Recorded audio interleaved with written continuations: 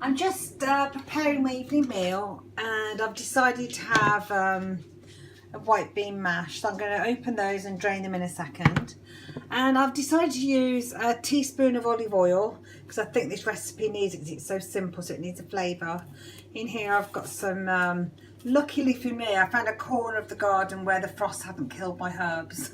So I've been there and got some fresh rosemary, and I've got in there 2 cloves of garlic chopped up and some pepper. And I'm going to bring that up to heat so it flavours the pan and the olive oil, and then I'm going to add in the beans. So I'll drain the canneleni beans. Oh, can you hear my dog? Sorry, they're going in as well now. Get that all cooked together. Oh, I love that sizzling sound. Yeah, it's quite nice. So I'm going to add a veg block to cube in a minute. Turn the heat down and a little bit of water. Just let those simmer away for about 5 minutes or so. So you can see I've added about 150 mils of water, maybe 200, it doesn't really matter how much, just enough for them to cook through with. And I'm going to leave this to simmer for a few minutes, then I'll take out the rosemary, and I will mash them towards the end when they're soft enough. I've taken the main stalk out, but I've left some of the rosemary because I like a strong flavour.